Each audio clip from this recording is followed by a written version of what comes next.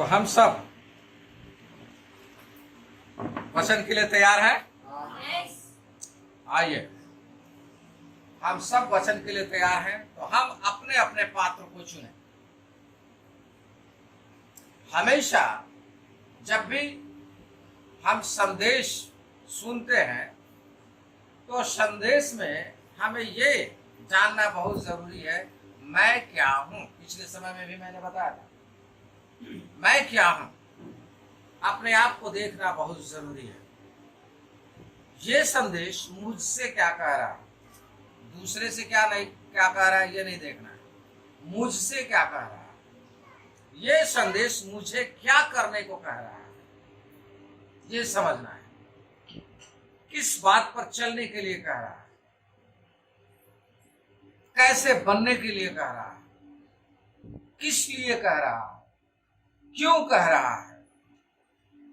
ये सभी बातों को हम समझते हुए जब उपदेश को या शिक्षा को या किसी भी चीज को जब सुनते हैं और उसके अनुसार अपनी स्थिति को देख करके चलते हैं तो हम उन बातों को अच्छी तरीके से समझ जाते हैं। यीशु मसीह जब उपदेश दिया करता था तो दृष्टांतों में वह ज्यादा बातें करता था। वो जब दृष्टांतों में बातें किया करता था तो वो उस बात को बताना चाहता है जो वो कहना चाह रहा है। जैसे हम बीज बोने वाले के बारे में हम सुनते हैं और बीज बोने वाले के विषय में क्या कहता है कि वो व्यक्ति क्या है, कैसा है। अच्छी भूमि पर गिरना, मार्ग में गिरना, पथरीली भूमि पर गिरना, ये सब का मतलब है कुछ। तो वो बताता है इसका मतलब कि मार्ग में गिरने का मतलब यह है कि चिड़ियाएं आई और चुग गई। वैसे ही वचन का बीज तो बोया गया लेकिन शैतान आकर के हमारे दिमाग से चुरा ले गया। तो हम वचन सुन करके उसको ग्रहण करने वाले हैं, हम उसको फलवंत होने देना चाहते हैं, या हम भी उसी प्रकार से हैं, आया और वचन चुरा ले गया, खत्म, सुने और ले गया। दूसरा, पथरीली भूमियों में धूप आया और उसे जला दिया। हमारे लिए भी फिर कठिनाई आती है। कठिनाई के समय में क्या हमारे लिए भी वो वचन भूल जाता है कठिनाई के समय में। फिर वो संदेश देता है, झाड़ियों में गिरी और झाड़ियों ने बढ़ के दबा दिया। हमारे संसार के जंजाल जो है, संसारिक चिंताएं, वो आकर के दबा दिया और वचन खो गया। उसमें हम हैं या हम अच्छी भूमि है जिसमें बोया गया और जो फलवंत हुआ, और कोई 30 गुना, कोई 60 गुना, कोई 100 गुना फल रहा है। तो हम इसमें कौन सा है वो हमें समझना होगा। प्रभु कहने का मतलब ये है कि हम कौन है इसमें। हमारा फलवंत होने वाला है या संसारिक चिंताओं में जाते हुए हमारा वचन खो जाने वाला है, संसार में हम खो जाने वाले हैं, या थोड़ा सा धूप पड़े, परेशानी आए तो हम वचन को भूल जाते हैं, संसारिकता में खो जाते हैं, या हमारे वो मार्ग में गिरे हुए हैं जो वचन तो आता है लेकिन हम उसको ध्यान नहीं देते, कोई चुरा लेगा, शैतान आकर के चुरा लेगा, वो वाला है। तो ये दृष्टांत है। इसी प्रकार से जब भी संदेश दिया जाता है, चाहे कोई भी संदेश दे, जब तक आप उसको अपने आप से कनेक्ट नहीं करते, मैं कहाँ हूं, मैं कौन सा पात्र हूं इसमें से, तब तक हम वचन को नहीं समझ सकते। इसलिए हमें समझना होगा। आज हम लोग भी एक विश्वास के अनुसार कार्य के विषय में देखेंगे और उसका कार्य उसके लिए फल क्या लाता है ये देखें। अर्थात अगर हमारा विश्वास है और हम उसके अनुसार कार्य नहीं कर रहे हैं तो हमारा विश्वास व्यर्थ है, बेकार है। विश्वास कर्म बिना मरा हुआ है। इसी बात को हम लोग देखेंगे और हम लोग निकालेंगे पुराने नियम की पुस्तक और एक कहानी जो हमारे लिए दी गई है, जो सच्ची घटना है, उसके विषय में हम लोग देखेंगे।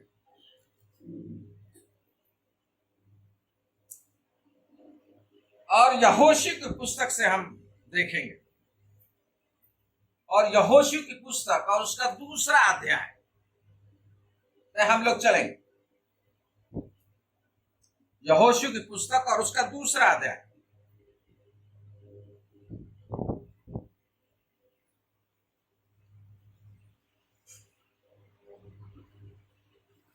और उसके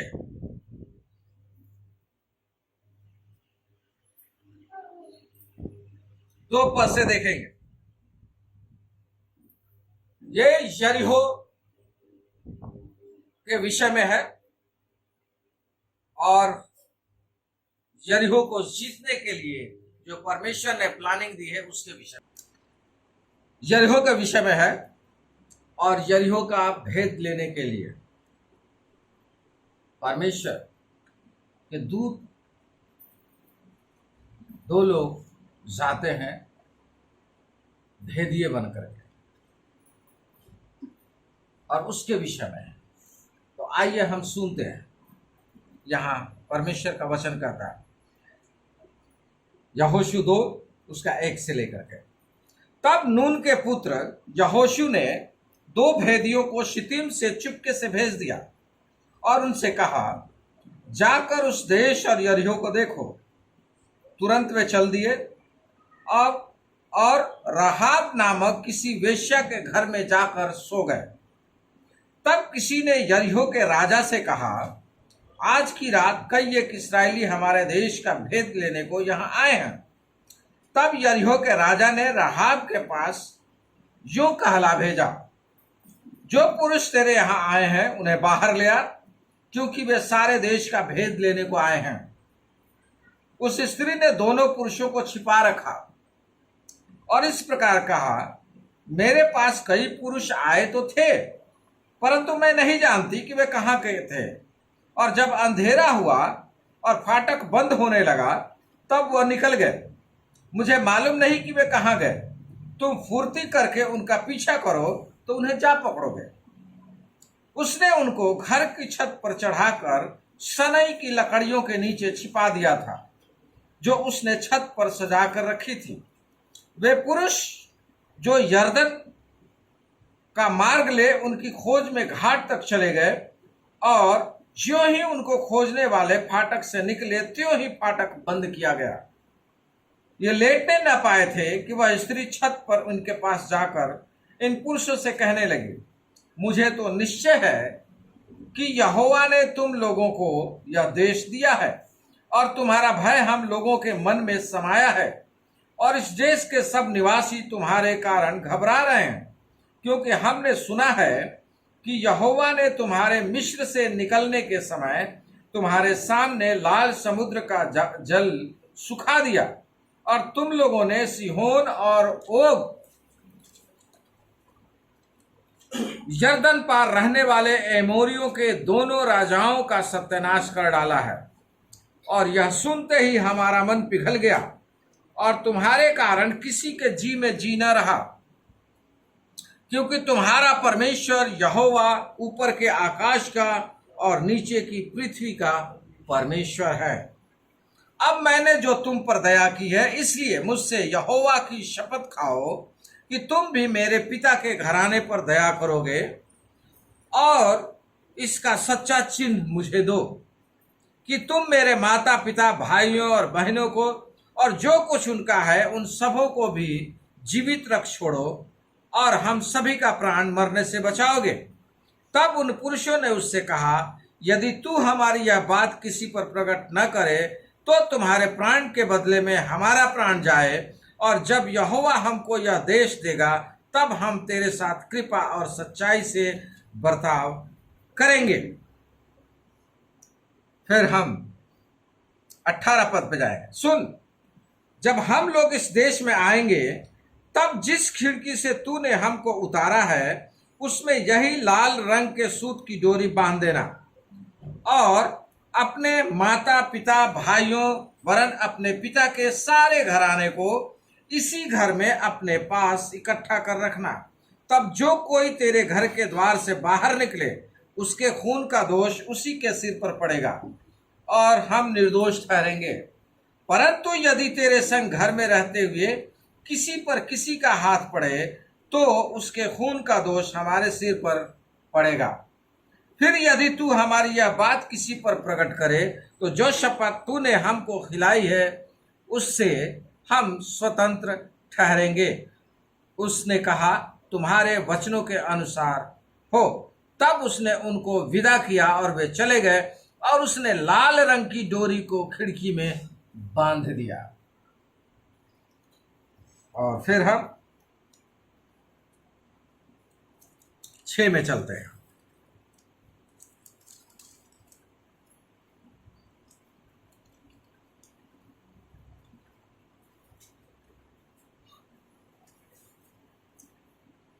अब यहां चढ़ाई हो चुकी है, ठीक है, और चढ़ाई करने वो जा चुके हैं। उसके बाद में ये कहा जा रहा है, 17 पद देखिए, 6 का 17। और नगर और जो कुछ उसमें है यहोवा के लिए अर्पण की वस्तु ठहरेगी। केवल राहाब वेश्या और जितने उसके घर में हों वे जीवित छोड़े जाएंगे, क्योंकि उसने हमारे भेजे हुए दूतों को छिपा रखा था। तब यहोशू, 22 पद, तब यहोशू उन दोनों पुरुषों से जो देश का भेद लेने गए थे कहा, अपनी शपथ के अनुसार उस वेश्या के घर में जाकर उसको और जो उसके पास हो उन्हें भी निकाल ले आओ। तब वे दोनों जवान भेदिए भीतर जाकर राहाब को और उसके माता पिता भाइयों और सबको जो उसके यहाँ रहते थे वरन उसके सब कुटुंबियों को निकाल लाए और इस्राएल की छावनी से बाहर बिठा दिया। तब उन्होंने नगर को और जो कुछ उसमें था सबको आग लगाकर फूंक दिया। केवल चांदी सोना और जो पात्र पीतल और लोहे के थे उनको उन्होंने यहोवा के भवन के भंडार में रख दिया। और यहोशू ने राहाब वेश्या और उसके पिता के घराने को वरन उसके सब लोगों को जीवित छोड़ दिया, और वह आज तक उसका वंश इस्राएलियों के बीच में रहता है, क्योंकि जो दूत यहोशू ने यरीहो का भेद लेने को भेजे थे उनको उसने छिपा रखा था। परमेश्वर अपने वचन पे आशीष दे। हम यहां एक घटना को देखते हैं। जब ये यरीहो के लेने जाते हैं और परमेश्वर उनसे कहता है कि हियाव बांध करके जाओ और यरीहो को तुम जीत लो। तुम्हें कुछ करने की जरूरत नहीं है, तुम्हें नरसिंगा फूंकने की जरूरत है, और 7 बार नरसिंगा फूंकने के बाद यरीहो की दीवार अपने आप गिर जाएगी और तुम उसको चढ़ करके जितने भी जीवित प्राणी हैं उनको नाश करना। हमारे दृष्टांत का यरीहो नगर नहीं है। हमारे दृष्टांत के मुख्य पात्र हैं 2 दूत, राहाब वेश्या और हमारा परमेश्वर। 3 है, और इन तीनों में हम कौन है इसकी तलाश करनी है। अभी तक हमने पूरी कहानी सुनी, हम कौन है इन तीनों में से।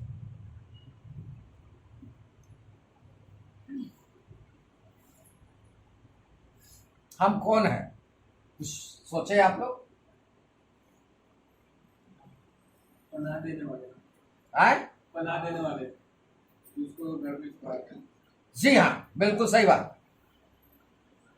पनाह देने वाले अर्थात छुपा रखने वाले राहाब वेश्या हैं हम लोग।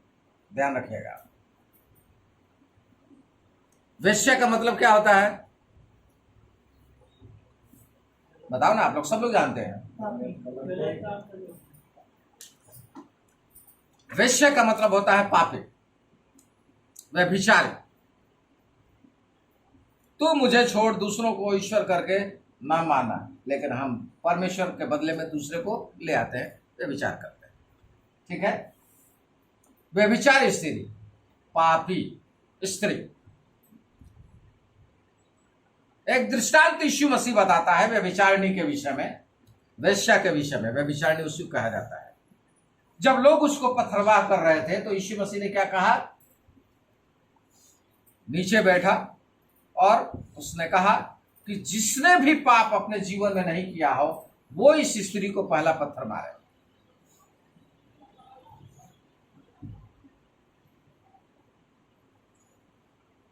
और धीरे धीरे सब चले गए, एक भी पत्थर उसको नहीं मारा। और यीशु मसीह ने उससे स्त्री से क्या कहा कि क्या किसी ने तुझे दंड नहीं दिया? तो नहीं, वो तुरंत बोलती है, जान जाती है। वो कहते हैं, हे प्रभु, किसी ने दंड नहीं दिया। यीशु मसीह कहता है, मैं भी तुझे दंड नहीं देता, जा फिर से पाप मत करना। इस कहानी को खत्म। ये कहता है, जा फिर से पाप मत करना। इसका मतलब क्या है? यीशु मसीह ने उसके पाप को क्षमा कर दिया। समझ रहे आप? इसलिए कहता है फिर से पाप मत करना। राहाब वेश्या की तरह हम लोग भी हैं। आप धर्मी हैं? एक भी धर्मी नहीं है। सब मैले चिथड़े के समान हैं। सबके पाप मैले चिथड़े के समान हैं।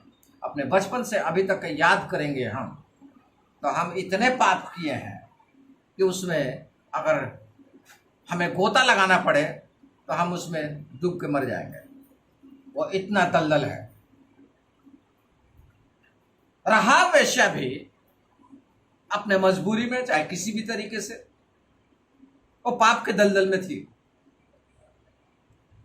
लेकिन उस दलदल में रहते हुए जब ये दूत लोग, परमेश्वर के दूत लोग जब गए, तो इन दूतों को उसने स्वीकार किया।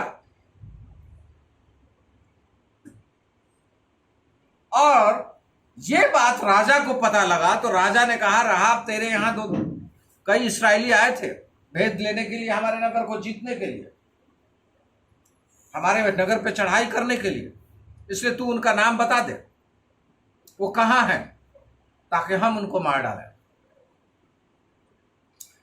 लेकिन ये दो दूत, राहाब वेश्या क्या की, उन लोगों को ले जाकर के छुपा दिया और उनको उत्तर दे दिया और कह दिया कि बहुत से लोग आए तो थे, लेकिन कहां गए मुझे नहीं मालूम। और वो जानती थी कि अगर मैं पकड़ी गई तो मैं पूरे परिवार के साथ नाश हो जाऊंगी। लेकिन उसने अपनी मृत्यु की चिंता न करते हुए, अपने परिवार की मृत्यु की चिंता न करते हुए, उन दो दूतों को उसने अपने घर की छत पे जो लकड़ी रखा गया था उसमें उसने छुपा दिया। सनई हम लोग जानते हैं, अच्छे तरीके से जानते हैं। वो सनई जो पटसन का डंडी होता है और उसको जलावन के लिए ऊपर रखा जाता है, उसको बोलते हैं। तो वो जलावन के लिए रखा हुआ था और उसमें उसने उन लोगों को छुपा दिया और अंधेरा होने तक उसने उनको छुपाए रखा। और जब अंधेरा हो गया तो उसने अपने खड़की से दीवार के उस पार उतार दिया, क्योंकि वो वेश्या थी और वो नगर से कोने में उसका घर था। इसलिए वो उस खिड़की से बाहर उतार दिया उसने। और उसने कहा कि तुम छुपे रहना, जब तक वो लोग वापस ना आए तब तक छुपे रहना और फिर तुम लोग चले जाना। और इसके बीच में एक घटना है, वो क्यों छुपाती है उसका कारण बताती है। छुपाने का कारण क्या है? उसने अपनी मृत्यु का भी चिंता क्यों नहीं किया? अपने परिवार की भी चिंता क्यों नहीं किया? वो उनको सबको, अपने और अपने परिवार को, अपने माँ बाप को, अपने भाई बंधुओं को, अपने रिश्तेदारों को, सबको आग में झोंकने के लिए तैयार क्यों हो गई? राजा के हाथों में पड़ने का डर था, अगर पड़ती तो वो मारे जाते सारे के सारे, लेकिन फिर भी उसने उसकी चिंता क्यों नहीं की? सवाल इस बात का है, और इसका कारण है जब हम 2 का पढ़ते हैं और वो कहती है कि 9 पद में देखिए, पुरुषों से क्या कहती है? 2 का 9, यहोशू 2 का 9, मुझे तो निश्चय है। निश्चय का मतलब विश्वास है। कभी कभी विश्वास की जगह पे निश्चय शब्द का इस्तेमाल किया जाता है, यानी मैं उससे डिग नहीं सकता, मुझे मालूम है बिल्कुल। निश्चय का मतलब है एकदम पक्का पता है, मैं जानती हूं, मैं जानता हूं। इसका मतलब यह है, मुझे निश्चय है कि यहोवा ने तुम लोगों को यह देश दिया है, अभी कोई कार्य नहीं हुआ है। ध्यान रखिए, समझ रहे हैं इसके विश्वास की मजबूती? ये कौन सा विश्वास कर रही है, कैसा विश्वास कर रही है? सिर्फ 2 दूत आए हैं, समझ लीजिए, और 2 दूतों के कारण वो क्या कह रही है कि मुझे निश्चय है कि ये देश तुम्हें दे दिया है परमेश्वर ने। मुझे मालूम है, मुझे निश्चय है कि तुम लोगों को यह देश दे दिया है, तुम्हारे परमेश्वर ने, और तुम्हारा भय हम लोगों के मन में समाया है। जो ये भय चल रहा है तुम्हारे पकड़ने के लिए, ये सारा डरे हुए हैं। सारे लोग, यरीहो के लोग, नगर के लोग डरे हुए हैं, और यरीहो के चारों ओर इतना विशाल दीवार था कि उसको भेद करके शत्रु उसके अंदर जा नहीं सकता था। कोई भी शत्रु नहीं जा सकता था। उसको लांग करके जाना किसी के बस की बात नहीं थी। कोई हाथी उसको तोड़ नहीं सकता था, इतनी मजबूत दीवार थी। लेकिन फिर भी उनके मन में यह डर समाया हुआ है। कारण आगे बताता है, और इस देश के सब निवासी तुम्हारे कारण घबरा रहे हैं, क्योंकि हमने सुना है, कारण है यहां, क्योंकि हमने सुना है कि यहोवा ने तुम्हारे मिस्र से निकलने के समय तुम्हारे सामने लाल समुद्र का जल सुखा दिया। हालेलुया। क्योंकि मैंने सुना है, या इस नगर के लोगों ने, तमाम लोगों ने सुना है इस बात को कि जब तुम लोग आ रहे थे मिस्र से, तो लाल समुद्र को तुम्हारे परमेश्वर ने सुखा दिया था। और जब समुद्र को तुम्हारा परमेश्वर सुखा सकता है, तो यरीहो की दीवार किस काम की, क्या वैल्यू रखती है? इसलिए उसे निश्चय है, वह जानती है। और तुम लोगों ने सिहोन और ओग, यरदन पार रहने वाले एमोरियों के दोनों राजाओं का सत्यानाश कर डाला, जो उस समय के उधर के सबसे महान राजा थे। ध्यान रखिए, सबसे बलिष्ठ राजा थे, मजबूत राजा थे, और उनके पास बहुत बड़ी सेना थी, और वहां के राजा लोग डरते थे इन लोगों से। उन लोगों को भी इन लोगों ने मार डाला था। और यह सुनते ही हमारा मन क्या हो गया? पिघल गया। पिघल का मतलब क्या हो गया? पिघलने का मतलब डर के मारे हमारी सिटी पिची गुम हो गए। इसका मतलब यह है, ठीक है? इसका मतलब है हमारे जी में जी न रहा, ठीक है? क्योंकि तुम्हारा परमेश्वर यहोवा ऊपर के आकाश का और नीचे की पृथ्वी का परमेश्वर है। हालेलुया। उसने इस बात को घोषित कर दिया। कौन? एक पापी स्त्री, एक पापी स्त्री, उसने घोषणा कर दिया परमेश्वर को कि वो जीवित परमेश्वर है, और सिर्फ घोषणा नहीं कर रही है। अगर घोषणा करती तो क्या वो धर्मी गिनी जाती? उसका बचाव होता? जी नहीं। इस घोषणा के साथ में वो कार्य करती है। वो कार्य क्या है? अपने परिवार की चिंता ना करते हुए वो उन दो लोगों को दो दूतों को छुपा रखती है। ये कार्य करती है। और वचन बताता है इसके विषय में, यहां कहता है कि सब लोगों को नाश करने को है, लेकिन एक बात मुझे चिन्ह चाहिए। मैंने तुम्हें बचा दिया, तुम्हें भेज दिया, लेकिन मेरे जब तुम इस देश को लेने के लिए आओगे तो मेरे परिवार को जीवित छोड़ोगे। अर्थात मुझे जीवन दोगे। उसने कहा इसका चिन्ह क्या है? तो जिस खिड़की से तूने हमें उतारा है, उसी खिड़की में क्या करना है? लाल धागा बांध देगा।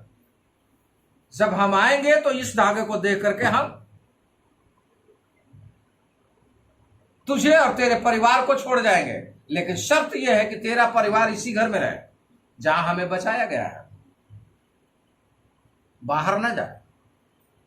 शर्त यही है कि अगर वो बाहर रहे और मारे गए तो यह हमारा दोष नहीं होगा, हम तेरे से मुक्त होंगे इस शपथ से।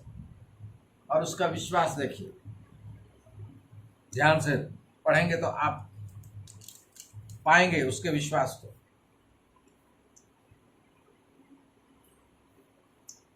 और वचन बताता है, सुन, जब हम लोग इस 2:18 जब हम लोग इस देश में आएंगे तब जिस खिड़की से तूने हमको उतारा है उसमें यही लाल रंग के सूत की डोरी बांध देना, और अपने माता पिता भाइयों वरन अपने पिता के सारे घराने को इसी घर में अपने पास इकट्ठा कर रखना।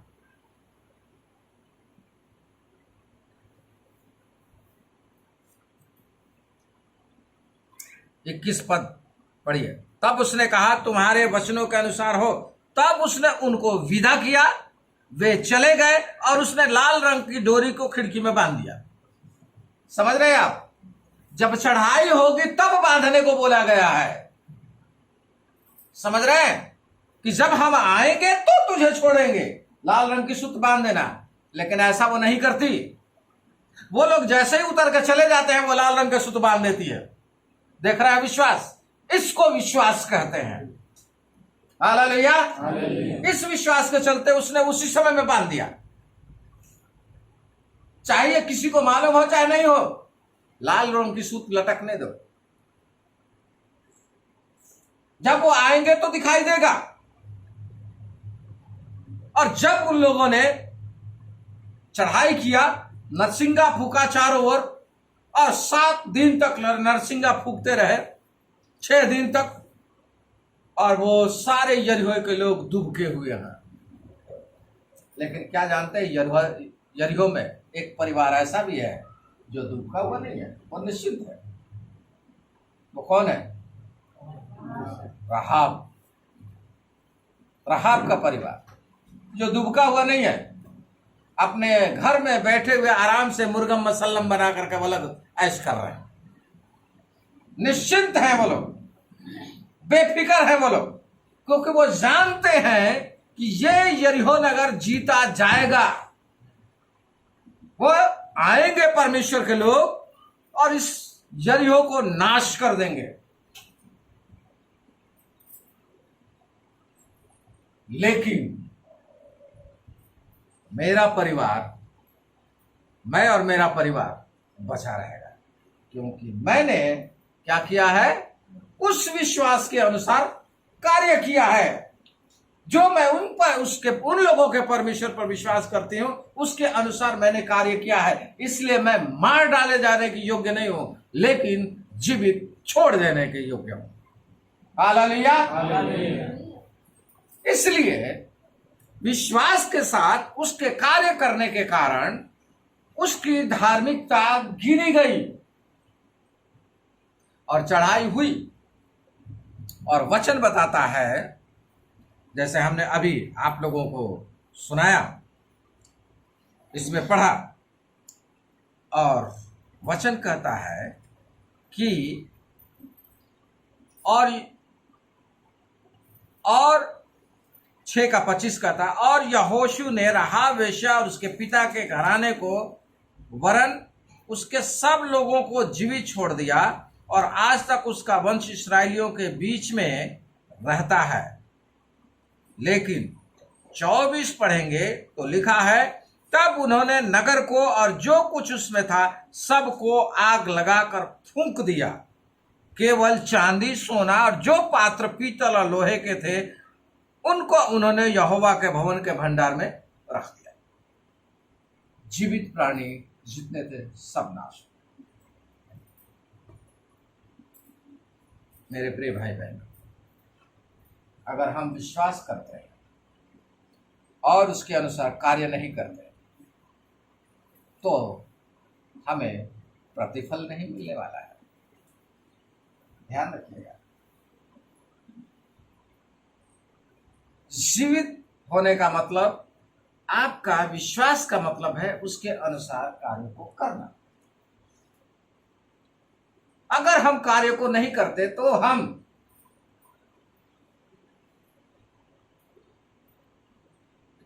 कभी भी उसका प्रतिफल अच्छा नहीं पाएंगे। यहां यही बताता है कि ये परमेश्वर पर विश्वास करती है और विश्वास के कारण उसका जीवन बख्श दिया जाता है, बाकी सबको नाश किया जाता है, क्योंकि वो उसके उस विश्वास के अनुसार जो वो करती थी उसके अनुसार कार्य किया है।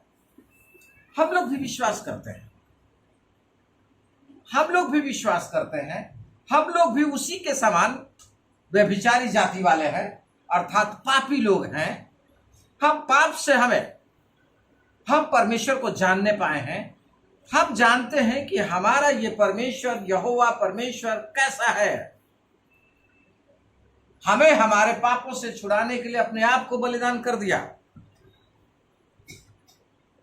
जैसे उसने जाना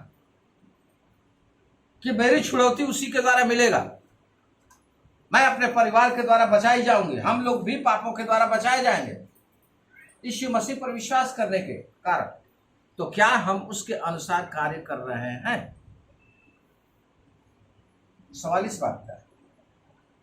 हम उसके अनुसार, जिसने उनको छुपाया, उसके अनुसार तो है।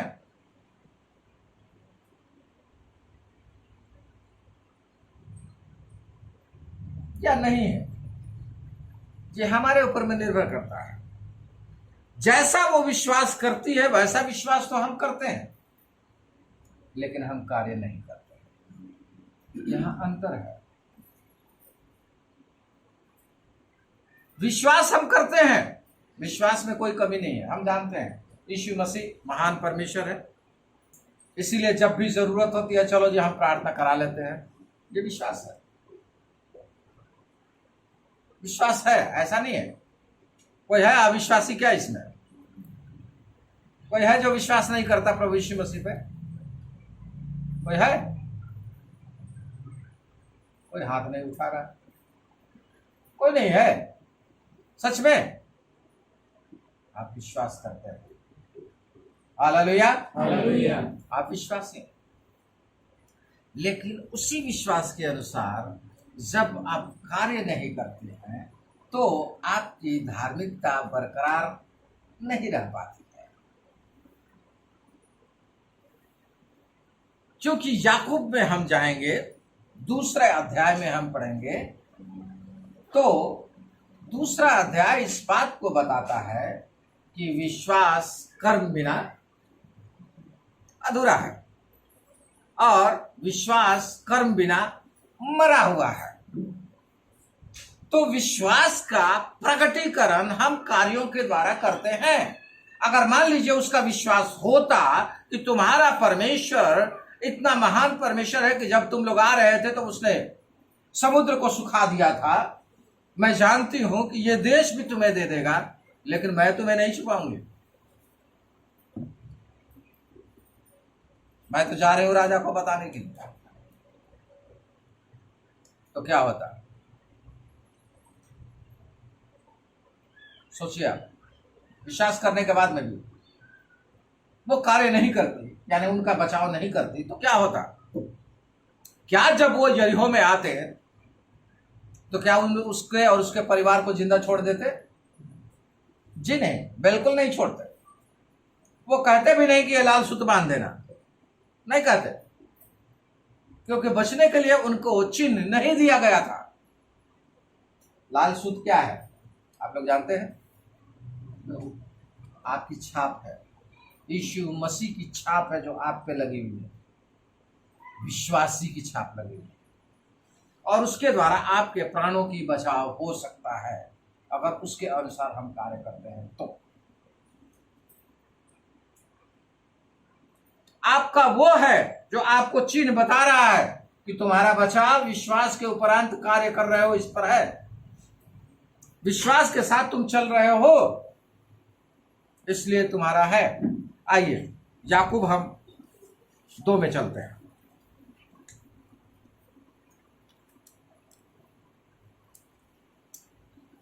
याकूब 2 में यहां कहता है, वचन बताता है कि हे मेरे भाइयों, यदि कोई कहे कि मुझे विश्वास है पर वह कर्म न करता हो तो इससे क्या लाभ? क्या ऐसा विश्वास कभी उसका उद्धार कर सकता है? सवाल है ये। 2 का 14 पद देख लीजिए। वो कहता है कि क्या ऐसा विश्वास जो कर्म नहीं करता हो उससे क्या लाभ होगा? क्या ऐसा विश्वास उसका उद्धार कर सकता है? अर्थात उद्धार का मतलब क्या उसे बचा सकता है? अगर वो विश्वास करती थी और अगर वो कार्य नहीं करती तो क्या उसका बचाव हो सकता था? नहीं हो सकता था, बिल्कुल नहीं हो सकता था उसका बचाव। उसका बचाव इसीलिए हुआ क्योंकि उसने उस विश्वास के अनुसार दुनिया से न डरते हुए, राजा से न डरते हुए, यरीहो नगर के सारे लोगों से न डरते हुए, सिर्फ परमेश्वर से डरते हुए परमेश्वर के अनुसार कार्य किया। हालेलुया। जिसका कारण हुआ कि उसका उद्धार होने पाया। और यहां इसी वचन में पढ़ेंगे तो यहां एक सवाल करता है अब्राहम के विषय में। अब्राहम भी विश्वास करता था और अब्राहम ने जब विश्वास किया तो परमेश्वर ने उससे कहा मैं अपने बेटे को बलिदान कर। अब्राहम ले गया बलिदान करने के लिए, कार्य कर रहा है, जैसा परमेश्वर कह रहा वैसे कार्य कर रहा है, मेरे लिए बलिदान कर।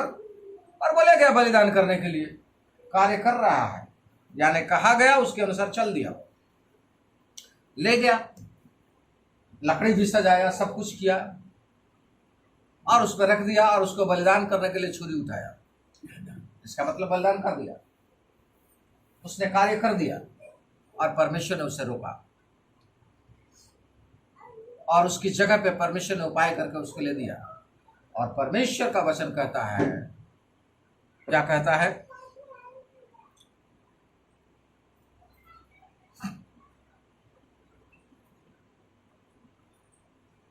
तेईस पद, याकूब 2 का 23 पद। और पवित्र शास्त्र का यह वचन पूरा हुआ, अब्राहम ने परमेश्वर का विश्वास किया और यह उसके लिए धर्म गिना गया और वह परमेश्वर का मित्र कहलाया। हालेलुया। कार्य करने वाला, विश्वास करते हुए कार्य करने वाला हमेशा मित्र होता है, ध्यान रखिएगा। मित्र को किसी भी भली वस्तु की घटी नहीं हो सकती।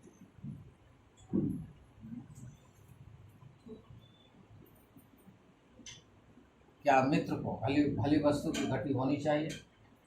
एक उदाहरण है हमारे ही वचन में। एक बार रात को एक यात्री आया जो भूखा था और वो उसके पास पहुंचा, रात को दरवाजा खटखटाया और उसके पास वो आया, उसने स्वागत किया उसका, लेकिन उसके पास खाने के लिए नहीं है, रोटी उस समय में नहीं है। उसने क्या किया, जा करके इसने अपने मित्र को, वो इसके पास में आ रहा, ये दूसरे मित्र के पास जाता है और उसका दरवाजा खटखटाता है और खुलवाता, कहता है मित्र अगर तेरे पास कुछ खाने को होते दे दो। तो कहता है मैं तो अभी सोया हुआ हूं। लेकिन वो मित्र क्या करता है, फिर खटखटाता है, कहता दरवाजा खोल, मेरे पास मेहमान आया है, मेरे पास खाने को देने के लिए उसके पास कुछ नहीं है, तू मुझे खाना दे, तेरे पास रोटी है। और वो उसके रोटी देता है और अपने मित्र को ले जाकर के वो रोटी देता है, जो भूखा था, जो परदेसी था, जो बाहर से आया हुआ था, और उसके भूख को मिटाता है। सोचिए, परमेश्वर ऐसे ही है। जब हम विश्वास के अनुसार कार्य करते हैं ऐसे ही होता है। और इसी में आप पढ़ेंगे, गिरा गया, इस प्रकार तुमने देख लिया कि मनुष्य केवल विश्वास से ही नहीं वरन कर्मों से भी धर्मी ठहरता है। वैसे ही राहाब वेश्या भी, जब उसने दूतों को अपने घर में उतारा और दूसरे मार्ग से विदा किया, तो क्या कर्मों से धार्मिक न ठहरी? अतः वैसे जैसे देह आत्मा बिना मरी हुई है, वैसे ही विश्वास भी कर्म बिना मरा हुआ है। जैसे देह आत्मा बिना मरा हुआ है, आत्मा निकल जाएगा तो क्या हो जाएगा? हम उछलने लगेंगे, क्या हो जाएगा? आए? एक गांव में कहावत था, बबूरा भूख लादने चले जाएंगे। समझ रहे हैं? गीता बहन समझ में आ गया? गांव में कहावत होता था कि बबूरा भूख लादने चले जाएंगे। भोजपुरी भाषा की यह कहावत है। ठीक है, कहने का मतलब यह है कि आप रहेंगे ही नहीं तो चना कहां से ले आएंगे?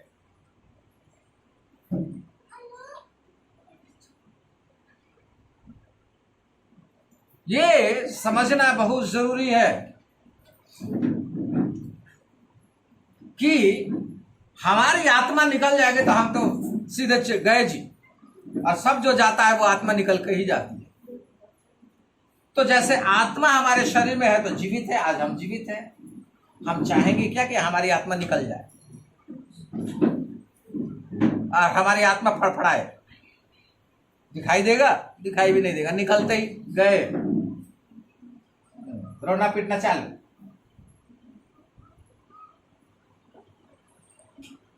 तो वह कहता है कि जैसे आत्मा शरीर में से आत्मा निकल जाती है और व्यक्ति मर जाता है, वैसे ही विश्वास भी है। विश्वास बिना कर्म है।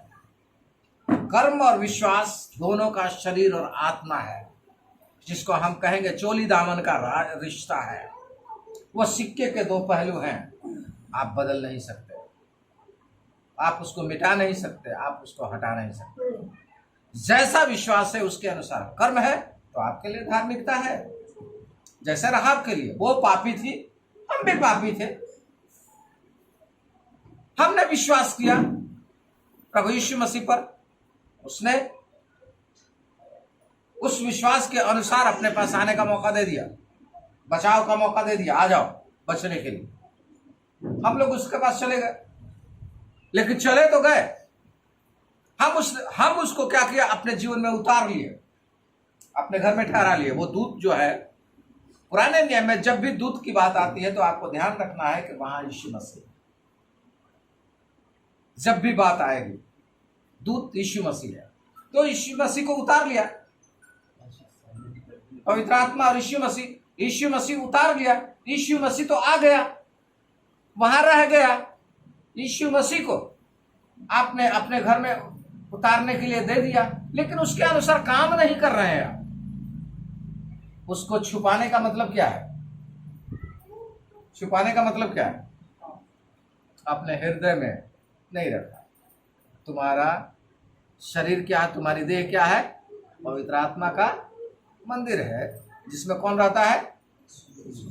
यीशु मसीह रहता है। तो वो तुमने अपने घर में रहने नहीं दिया, ठीक है, उसमें रहने भी दिया, लेकिन हम उसके अनुसार कार्य नहीं कर रहे हैं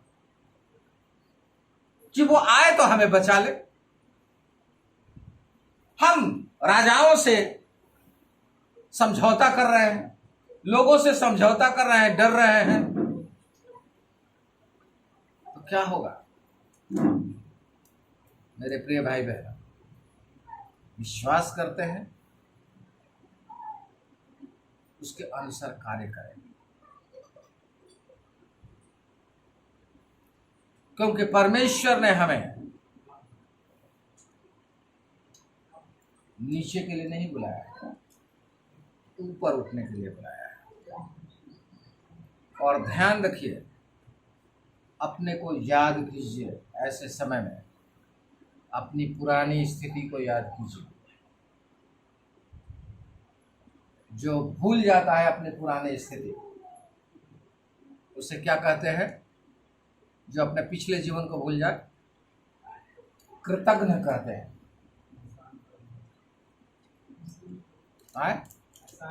एहसान फरामोश, उपकार को ना मानने वाला।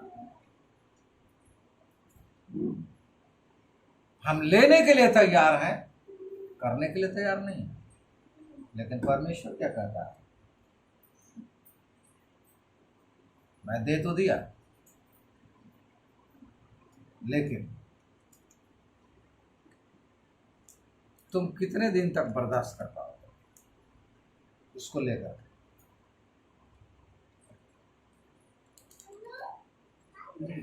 ये हमारे उल्टी गिनती में शुरू हो जाता है, क्योंकि हम चोर और डाकू ठहर जाते हैं, लेने वाले। इसलिए हमें क्या करना है? हमें कार्य करना है उसी विश्वास के अनुसार। और जब हम कार्य करते हैं उस विश्वास के अनुसार, तो जैसे राहाब वेश्या का पूरा परिवार बचाया जाता है। और आपको मालूम होना चाहिए कि राहाब वेश्या बाद में बताता है कि वो कहाँ चली गई? यरीहो से उठ करके इस्राएलियों के बीच में चली गई। समझ लीजिए, अब वो क्या थी? पहले वेश्या थी, अब क्या बन गई? परमेश्वर की प्रजा। हालेलुया। वो प्रजा बनकर परमेश्वर के बीच में रहती है। और एक वर्णन है, शायद सलमोन है। इस्राएली लोगों ने उसे अपना लिया अपनी प्रजा में, और उसका पूरा परिवार इस्राएलियों में आ गया, और उसकी शादी सलमोन नामक व्यक्ति से हो गई। आप मत्ती रची सुसमाचार उसका पहला अध्याय पढ़ेंगे तो वहां आपको मिलेगा। अब वो पुराना उसके लेवल पे क्या था? हम वहां क्या पढ़ रहे थे? वेश्या। लेकिन जैसे ही वो इस्राएलियों में शामिल हो गई, अब क्या हो गई? परमेश्वर के जन, परमेश्वर के लोग, परमेश्वर की प्रजा। अब उसका बदल गया, उसके पाप क्योंकि क्षमा हो गए। इसलिए परमेश्वर कहता है, अगर विश्वास के अनुसार हम कार्य करते हैं तो अगर तुम्हारे पाप लाल और गुआनी रंग के भी हों, तब भी हिम की नाई श्वेत किए जाएंगे। हालेलुया। चाहे आप कैसे भी कितना भी बड़ा पाप किए हो, चाहे क्यों न व्यभिचार किया, हत्या किया, कुछ भी किया, अगर मन फिरा करके विश्वास से हम परमेश्वर के पास आते और उसके अनुसार हम करते हैं, तो परमेश्वर हमें स्वीकार करने के लिए तैयार है। और हम सब मन फिरा के प्रभु के पास आए हैं। हम विश्वास करते हैं, हमें चलने की जरूरत है। चलेंगे कैसे? परमेश्वर की आज्ञा को मानते हैं, तब हम उसके मित्र कहलाएंगे। और मित्र हो जाएंगे तो एक मित्र दूसरे मित्र का हाथ थामते हुए चलता है। हालेलुया। परमेश्वर आशीष दे। एक आप लोगों ने एक चिन्ह देखा होगा। पुराने मर्फी रेडियो कितने लोगों ने देखा? मर्फी रेडियो, उसका चिन्ह क्या था आप लोग जानते हैं? चिन्ह क्या था? ये था, उसका चिन्ह था मर्फी का। दोनों हाथ पकड़े हुए, ऐसे हाथ मिलाते हुए, मर्फी का ये चिन्ह था। ठीक है। और जब भी दोस्ती की बात आती है, मित्रता की बात आती है, एकता की बात आती है, सहभागिता की बात आती है, तब भी ये दो हाथ मिले हुए दिखाई देते हैं। ध्यान रखिए, इसका मतलब है हम आपको थाम के चलने के लिए तैयार हैं। हम आपको गिरने नहीं देंगे, हम आपको ठोकर लगने नहीं देंगे। ठोकर लगेगा भी तो हम संभालने के लिए है ना, डर क्यों रहे हैं? कभी कभी सोचिए, आपकी पत्नी बीमार होती है और आप उसे पकड़ के ले जाते हैं, उसे ठोकर लगता है, तो कौन संभालता है? आप संभालते हैं या नहीं? संभालते हैं। वैसे ही परमेश्वर है, जब आप उसके साथ में विश्वास के साथ में कार्य करते हुए चलते हैं, तो आपको भी जब ठोकर लगता है तो वो संभालने के लिए तैयार है। वो है हमारा यीशु मसीह, जो सबसे अच्छा दोस्त है, मित्र है, और वही हमारा प्रभु भी है। परमेश्वर आशीष दे। आइए हम प्रार्थना करें।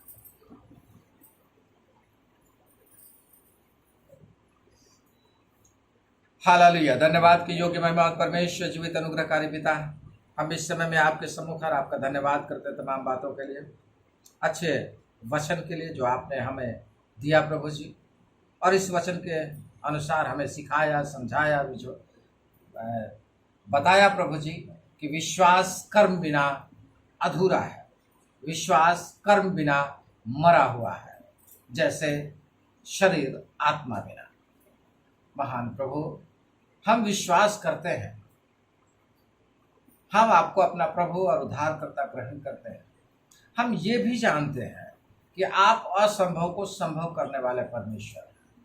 आप हमें दलदल से, पाप से, कीचड़ से निकालने वाले प्रभु हैं।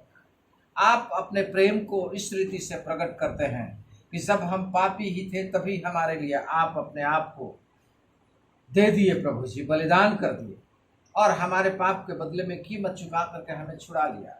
यह हम विश्वास करते हैं महान प्रभु। उसी विश्वास के अनुसार हम कार्य को भी करने वाले हो सके, अर्थात आपकी आज्ञाओं को मानने वाले हो सके, आपने जो कहा है उसके अनुसार करने वाले हो सके, और उसको करते हुए प्रभु जी आपको प्रसन्न करने वाले हो सके। जो कार्य हम करें वो आपको पसंद आ जाए, आपको भा जाए। और हम जानते हैं प्रभु जी कि अगर हम भा गए आपको, तो जैसे राहाब बचाई गई प्रभु जी, वैसे ही हम भी बचाए जाएंगे, और हमारी भी कार्य जो है विश्वास के बनिस्बत कार्य करते हुए हम भी धर्मी गिने जाएंगे। महान प्रभु यीशु मसीह, इस धार्मिकता के लिए हमें आगे बढ़ने दीजिए, हमें कार्य करने दीजिए।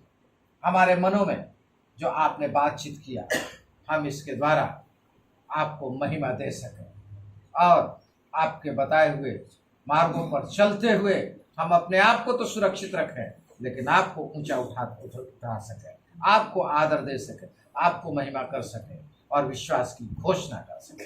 ऐसे होने के लिए प्रभु आपके हाथों में सौंपते हैं। जो भी यहाँ उपस्थित हैं, जितने लोग भी बीमार हैं प्रभु जी, चाहे वो किसी भी बीमारी से हो, बड़ी से बड़ी बीमारी या छोटी से छोटी बीमारी भी क्यों ना हो, वह सब यीशु मसीह नासरी के नाम से जाता रहने पर, और बिल्कुल लोग चंगाई को प्राप्त कर सकें। यीशु मसीह नासरी के नाम से हम इनको चंगाई को बोलते हैं।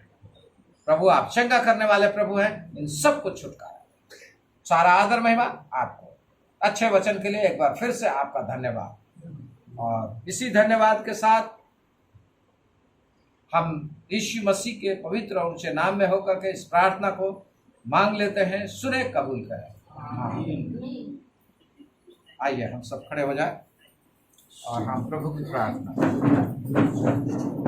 बोलते हुए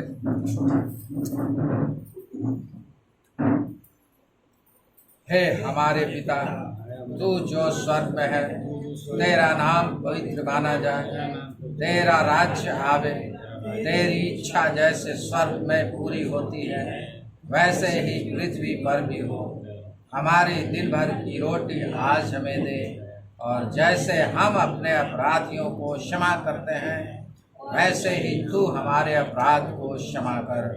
हमें परीक्षा में न ला, परंतु बुराई से बचा, क्योंकि राज्य, पराक्रम और महिमा सदा तेरी है।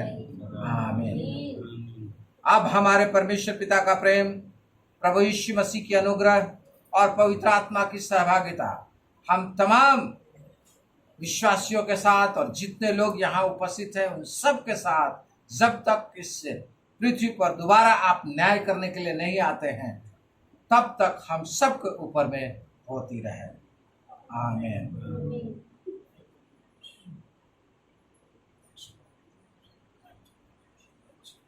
सबको जय मसीह की।